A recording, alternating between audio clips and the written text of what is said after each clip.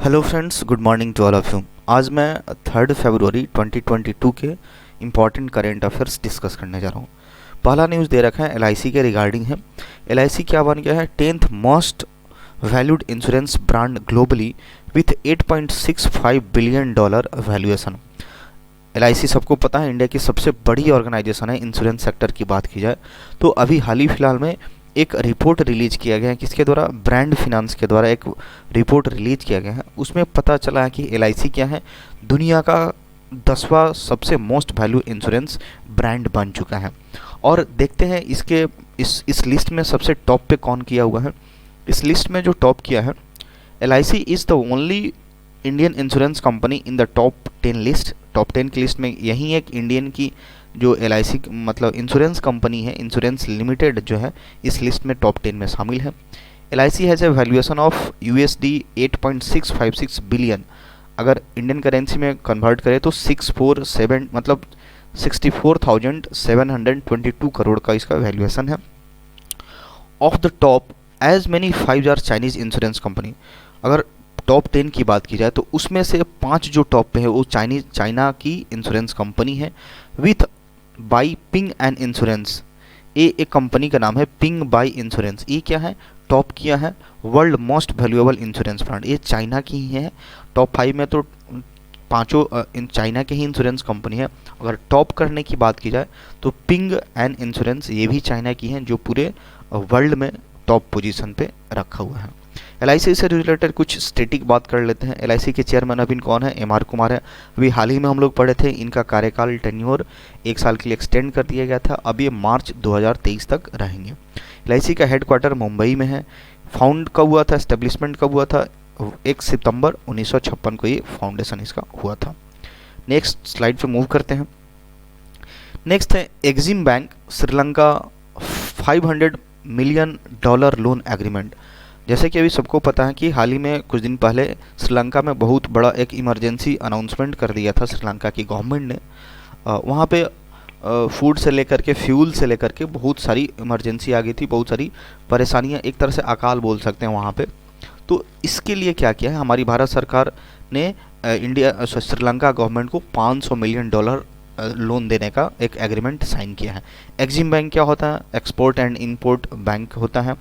Exim bank of India and Sri Lanka government signed a $500 million line of credit. Line of credit actually किसी ज़्यादातर ये defence के sector में use होता है और बड़े स्तर का कोई एक कॉन्ट्रैक्ट होता है उसके लिए लाइन ऑफ, एक तरह से किसी कंट्री को आप ऋण दे रहे हो तो उसको लाइन ऑफ क्रेडिट के अंतर्गत रखा जाता है। शॉर्ट में हम अभी इतना जान सकते हैं। तो एक्जिम बैंक ऑफ इंडिया ने क्या किया है? श्रीलंका गवर्नमेंट को $500 मिलियन का एक लोन दिया हुआ है। इसका एम क्या होगा? To help Sri Lanka cope with its current fuel shortage. वहाँ पे फ्यूल की शॉर्टेज हो गई है, ठीक है, इसके वजह से इस थोड़ा सा सपोर्ट मिलेगा।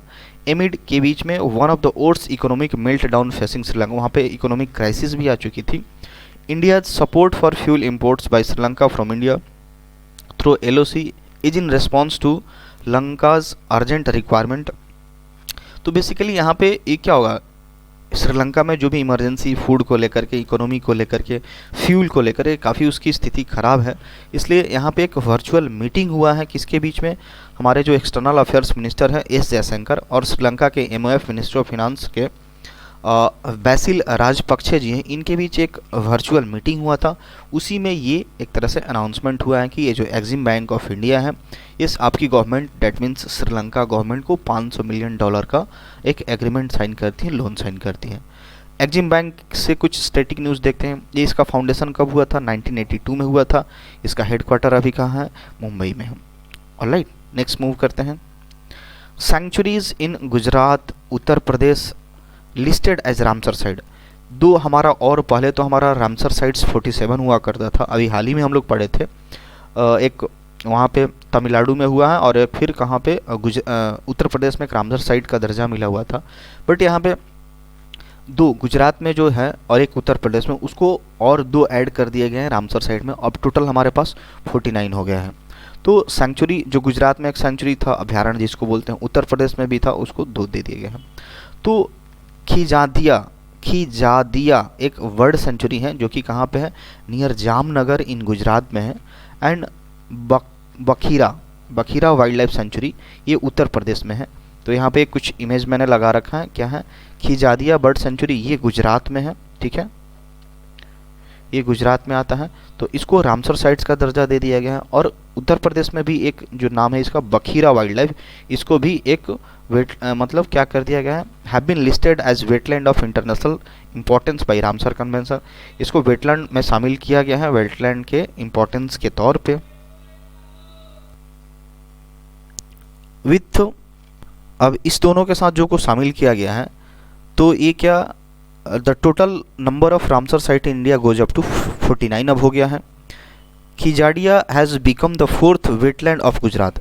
अब ये जो खिजाडिया जो शामिल हुआ है रामसर साइट में, ये गुजरात का चौथा होगा टू गेट रामसर टैग मिलने वाला, मतलब गुजरात में 4 गो हो गया। Nalsarovar bird sanctuary, Thol wildlife sanctuary and Wadhvana wetland are the other Ramsar site in state. इस स्टेट में जो 4 है, एक तो अभी खिजादिया बन गया और 3 और दूसरा दे रखा है।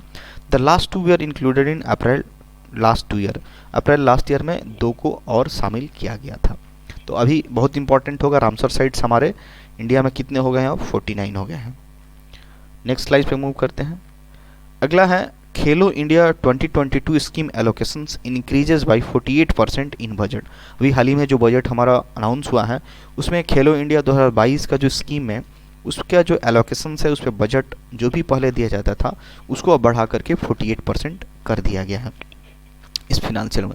तो government has decided to continue the scheme of Khelo India national programme for development of sports over the 15th finance commission cycle, मतलब 2021-22 से लेकर के 25-26 तक इस फिनांस कमीशन में इसको डेवलप करने के लिए एलोकेट किया गया है। खर्च कितना आएगा, आउटले कितना आएगा, खर्च 3165.5 करोड़ आएगा। इसमें ये इंपॉर्टेंट होगा, डेटा की 48% से इंक्रीज कर दिया गया है। ये क्या स्कीम क्या होता है, खेलो इंडिया स्कीम, इसमें इसका एम होता है कि स्पोर्ट्स कल्चर को बढ़ावा मिले, स्पोर्ट्स को और एक्सलेंट बनाया जा सके किसी कंट्री में, अपने ही कंट्री की बात कर रहा हूँ। Allowing the populace to harness the power of sports through its cross cutting influence. कहने का मतलब हमारे देश में जो भी स्पोर्ट्स को लेके एक्सेलेंस हासिल हो सके, स्पोर्ट्स को और बढ़ावा मिल सके, इसी को लेकर के खेलो इंडिया 2022 स्कीम एलोकेट किया जाता है। और इसमें पिछले साल के रिस्पेक्ट में 48% का बजट को इंक्रीज किया गया है। नेक्स्ट है हमारा doctor Madan Mohan Tripathi joins as director general, किसके, एक NIELIT, इसका फुल फॉर्म होता है national institute of electronics and information technology. इसके डायरेक्टर जनरल के तौर पे इन्होंने ज्वाइन किया है। एक तरह से इनका नाम क्या है, डॉक्टर मदन मोहन त्रिपाठी जी। तो ये डॉक्टर मोहन, फुल फॉर्म तो मैंने देख लिया, national institute of electronics and information technology.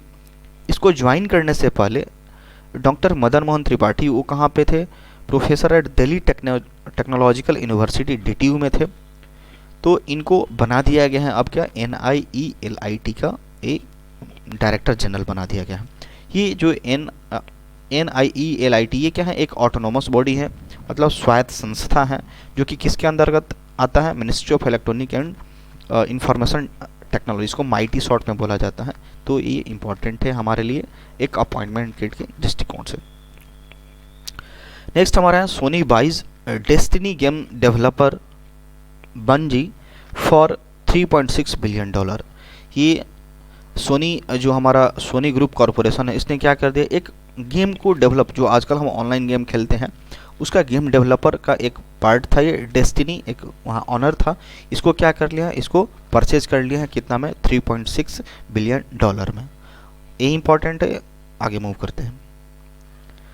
India's first ever season style book written by Akash Kansal, एक बुक आ रही है, एक आकाश कंसाल के द्वारा लिखा हुआ है बुक है, इसका नाम क्या होगा, द क्लास ऑफ 2006। इसमें क्या बताया गया, ये इंजीनियरिंग लाइफ की जो है पूरा अपना जो भी कॉलेज लाइफ में जितना स्टेब्लिश किए हैं या फिर कैसे इन लोगों ने उस पल को जिया है, इन सारी बातों को उसमें पूरी तरह से लिखा गया है। ये लॉन्च अभी हाल ही में किया गया IIT कानपुर और दिल्ली के टेक्नोलॉजिकल यूनिवर्सिटी में। ये आपका 18 डिफरेंट एपिसोड्स होगा इसका, वो recall the time spent in college में बिताए हुए पल को याद करेगा। नेक्स्ट स्लाइड हमारा है Neeraj Chopra nominated for Laureus world breakthrough of the year award. Neeraj Chopra जो हमारे पिछले साल के हीरो रहे हैं, ओलंपिक्स के गोल्ड मेडल विनर रहे हैं, इनको किस चीज़ के लिए नॉमिनेट किया गया है? Laureus world breakthrough of the year award के लिए इनको नॉमिनेट किया गया है। टोक्यो ओलंपिक्स में गोल्ड मेडलिस्ट रह चुके हैं, has been nominated for prestigious 2022 Laureus world breakthrough of the year award से सम्माना गया है। काफ़ी इंपॉर्टेंट होगा Laureus world breakthrough of the year award. इसमें और नॉमिनीज यहाँ पे जो रनर अप रहे हैं ये सारी इनका नाम दे रखा है। डैनियल मेडवेडे ये ऑस्ट्रेलिया के ओपन रन अप थे, इमा राडुकैनु करके, ये सब कुछ थोड़ा सा प्रोनाउंसिएशंस काफ़ी डिफिकल्ट होता है इन लोगों के नाम, तो बेसिकली और 5 रनर अप का नाम यहाँ पे दे रखा है। Winner will be revealed in April following A vote by Laureus world sports academy made up for 71 sporting grades. इसका पूरी तरह से और रिवील किया जाएगा अप्रैल में पूरी तरह से। इन लोग की जो टीम है, इनकी जो लॉरियस वर्ल्ड स्पोर्ट्स एकेडमी है, उनके द्वारा अप्रैल में रिवील किया जाएगा। तो हमारे लिए इंपॉर्टेंट क्या होगा? Laureus world breakthrough of the year award के लिए नॉमिनेट किसको किया गया है? हमारे नीरज चोपड़ा को। नेक्स्ट है BDL science contract for supply of conquers anti tank missiles for Indian army. BDL हमारा भारत डायनेमिक्स लिमिटेड जो है, इंडियन है, ये एक कॉन्ट्रैक्ट साइन किया है। मतलब क्या सप्लाई करने के लिए? कॉन्कर्स एक एंटी टैंक मिसाइल है, कुछ इस शेप का दिखता है, ये एंटी टैंक मिसाइल है, इसका नाम क्या है? कॉन्कर्स, ठीक है। ये इंडियन आर्मी के लिए सप्लाई करेगा, इसी के लिए इन्होंने कॉन्ट्रैक्ट साइन किया है। तो Bharat dynamics limited signed a contract worth, कीमत कितना होगा इसका? 82 करोड़ का, for the manufacture and supply of conquers anti tank missiles for the Indian army. Indian army के लिए ये एक कॉन्कर्स नाम का एंटी टैंक मिसाइल्स ये लोग सप्लाई करेंगे। BDL will manufacture and supply Konkurs anti missiles to Indian army.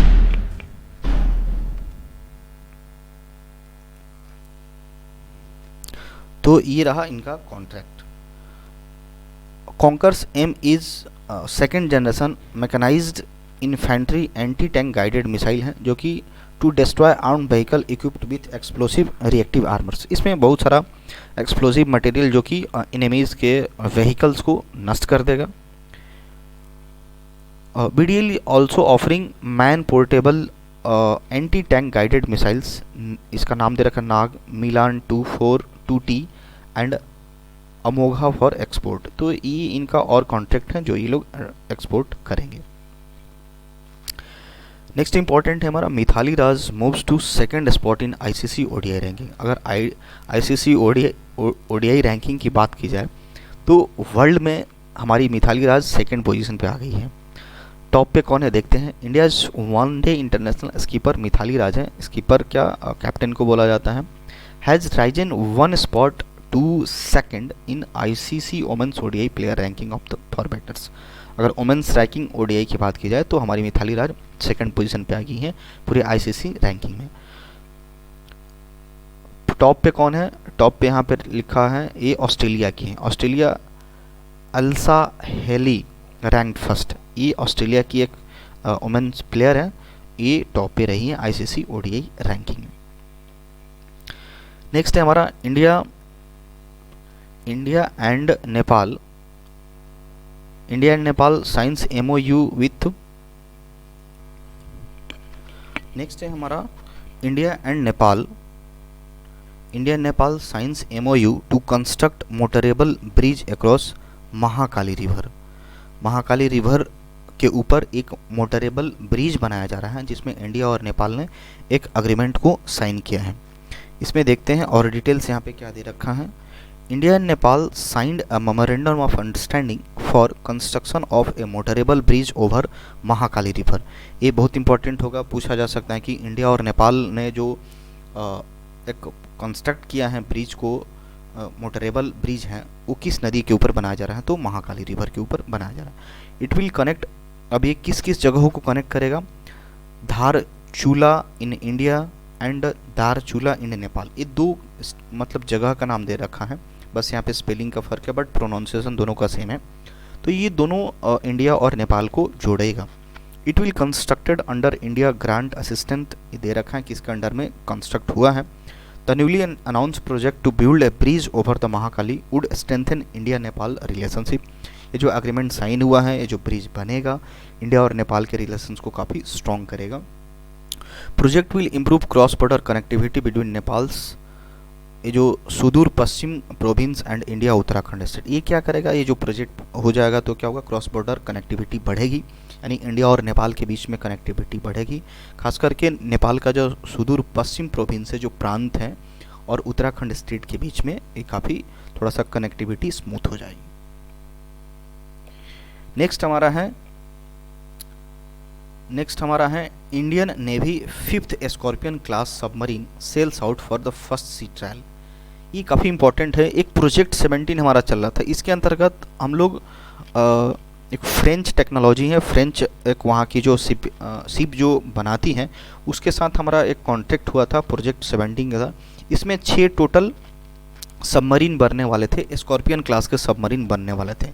तो हमारे पास तो अभी ऑलरेडी 4 बन चुका है और कमीशन भी हो चुका है। ये हमारा 5वां है, 5th स्कॉर्पियन क्लास सबमरीन है, जिसको अभी ट्रायल के तौर पे लिया गया है, ट्रायल के तौर पे सी में उतारा गया था।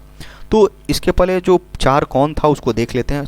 पहला जो था उसका नाम रखा गया था कलवारी, सेकंड का नाम रखा गया था खांदेरी, थर्ड का कारंज नाम रखा गया था, और 5वां का नाम रखा गया था, 4th का नाम रखा गया था बेला। ठीक है, और ये हमारा 5वां है। तो Indian navy brand new submarine the fifth of 6th French designed scorpion class submarine sailed out in, मतलब ये हमारा 6 बनने वाला था, प्रोजेक्ट 75 के था, 6 बनने वाला था, ये 5वां अभी इसको ट्रायल के तौर पे लाया गया है।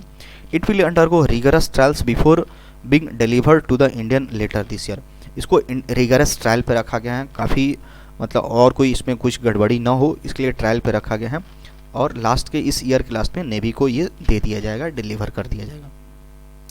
सबमरीन डेजिग्नेटेड, अब इसका नाम क्या रखा गया है, इसका नाम रखा गया है इस सबमरीन का यार्ड 11, अभी फिलहाल अभी कमीशन होने से पहले इसका नाम रखा गया है यार्ड 11879। इसके पहले जो चौथा था इसमें 8 था, फिर 7 था, 6 था, ऐसे कुछ था। तो अभी जो 5वां है इसका नाम अभी तत्काल में क्या रखा गया है, यार्ड 11879। ड्यूरिंग इट्स कंस्ट्रक्शन, भाई अभी कंस्ट्रक्शन के दौरान ही इसका नाम रखा गया था। किसके द्वारा बनाया जा रहा है, मैजेगॉन डॉक शिपयार्ड लिमिटेड के द्वारा बना, in collaborations with naval group. Naval group है एक फ्रांस का है, इसके साथ दोनों ये मिल करके बना रहे हैं। हमारा मैजेगॉन डॉक शिपयार्ड लिमिटेड ये हमारा इंडिया का है, और नेवल ग्रुप फ्रांस का, दोनों मिल करके इसको कंस्ट्रक्ट कर रहे हैं। कंस्ट्रक्शन के टाइम इसका नाम ये रखा गया था। अब ये जो कमीशन हो जाएगा after commission, after it is commission into service, अब इसको सर्विस में लाया जाएगा तो उसका नाम बदल करके क्या किया जाएगा, वाजिर रख दिया जाएगा। तो हमारा 5वां नाम क्या बन जाएगा, वाजिर। काफ़ी इंपॉर्टेंट होगा, पूछा जा सकता है। ये भी इंपॉर्टेंट है, किस प्रोजेक्ट के तहत बनाया जा रहा है, प्रोजेक्ट 17 के तहत। पहला ये था कलवारी, सेकेंड था खांदेरी कारंज करके, चौथा बेला था, और 5वां वाजिर बन गया है। नेक्स्ट मूव करते हैं। Dukaan partners with Simpl to provide buy now pay later service. Dukaan एक समझ लीजिए कि ऑनलाइन प्लेटफॉर्म है जहाँ पे फूड या और भी कुछ सामान को डिलीवर किया जाता है। तो उन्होंने क्या किया है, सिंपल एक ये भी एक ब्रांड है, एक तरह से एक ऑनलाइन प्लेटफॉर्म है, इसके साथ इन्होंने टाई अप किया हुआ है, पार्टनर्स किया हुआ है। तो Dukaan a platform that enables small medium sized business setup online stores and sell products digitally. ये ऑनलाइन सेलिंग प्लेटफॉर्म है। ये पार्टनर किए हैं किसके साथ, सिंपल के साथ, to provide buy now pay later service वाला फंडा को लेकर के टू दुकान मर्चेंट।